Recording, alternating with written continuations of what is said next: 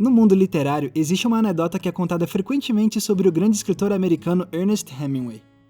Certo dia, apostaram que ele não conseguiria escrever uma história usando apenas 6 palavras. Hemingway, então, teria vencido a aposta escrevendo num guardanapo o seguinte: vendem-se sapatos de bebê nunca usados. Tá, acontece que hoje em dia a veracidade dessa história é questionada, já que não tem qualquer evidência de que ela realmente tenha acontecido. Apesar disso, eu ainda gosto muito dessa anedota, porque o que realmente importa aqui é esse microconto. Uma história tocante em apenas 6 palavras. E sabe do que eu também me lembro quando eu penso nessa questão do contar muito usando pouco? O episódio de Breaking Bad chamado Fly, também conhecido como o episódio da mosca. Sim, um dos capítulos que mais dividiu opiniões entre os fãs. Muita, mas muita gente mesmo detesta o episódio da mosca. Mas eu sou do time da galera que adora. E eu acho que se a gente analisar ele com calma, fica evidente como esse capítulo é não apenas muito bom, mas também essencial para a série. Antes de mais nada, um pouco de contexto. Fly é o 10º episódio da 3ª temporada de Breaking Bad e foi dirigido por Rian Johnson, que, a propósito, é o diretor do próximo Star Wars. Durante a pré-produção, a equipe da série descobriu que não teria muito orçamento para gravar esse capítulo. Por isso, o criador do programa, Vince Gilligan, decidiu fazer o que se chama em inglês de Bottle Episode, algo como episódio de garrafa. Esses são aqueles capítulos de seriados que se passam em apenas uma locação, para economizar gastos.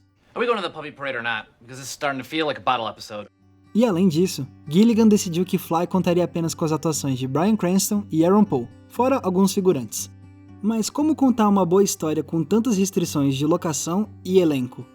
A saída foi criar um episódio totalmente inusitado, no qual Walt e Jesse tentam matar uma mosca que entrou no laboratório.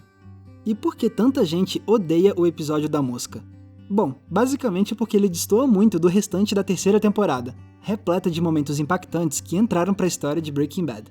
Acostumados com o suspense, com os altos riscos e com as mortes, muitos fãs viram o episódio da mosca como uma desacelerada muito entediante numa temporada super intensa. Só que julgar um episódio de Breaking Bad apenas pela presença ou pela ausência de suspense e de cenas impactantes é esquecer que essa série não se resume apenas a isso.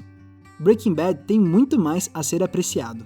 Só pelos aspectos mais técnicos, o episódio da mosca é admirável. Para começar, as atuações de Bryan Cranston e Aaron Paul são impecáveis, retratando com sutileza as diferentes fases emocionais de seus personagens ao longo do capítulo. A direção de Rian Johnson também é excepcional, principalmente graças ao uso da câmera subjetiva para nos mostrar o ponto de vista da mosca, o que cria alguns dos planos e movimentos de câmera mais inusitados do seriado. Sério, olha que beleza! A fotografia também merece destaque graças ao uso de cor em determinadas cenas. Quando Jesse corta a energia elétrica do laboratório, por exemplo, é acionada a iluminação secundária.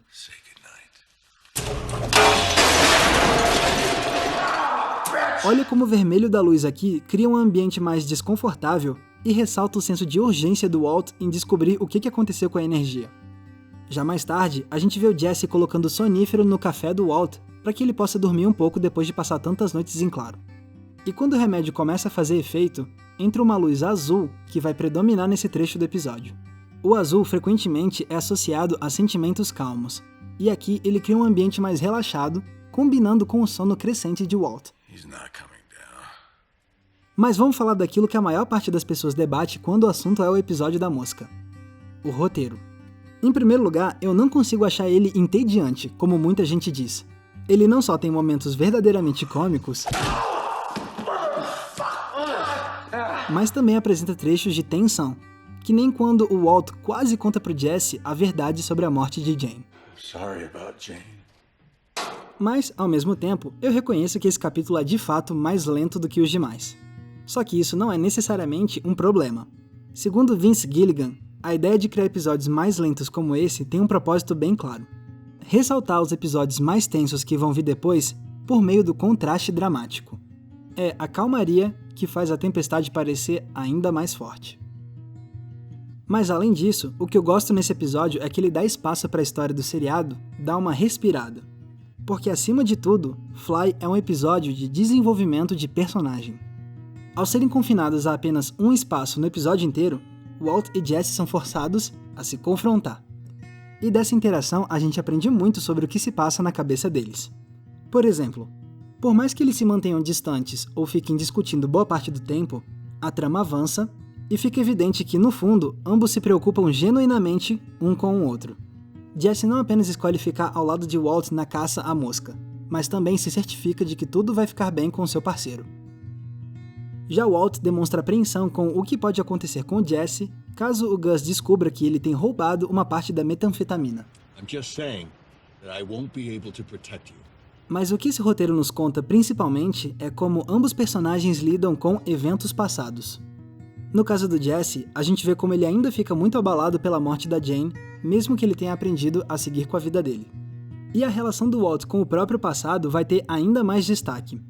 Afinal, o episódio inteiro gira em torno de um grande tema: a consciência do Walter. A trama já começa nos mostrando que ele tem tido insônia. E mais tarde, a gente vai entender o que tem tirado o sono dele, quando ele diz isso aqui pro Jesse.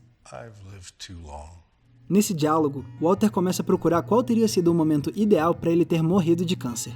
Algum momento antes da Skyler ter descoberto a atividade criminosa dele, para que a memória de Walt ficasse para sempre imaculada na mente da família.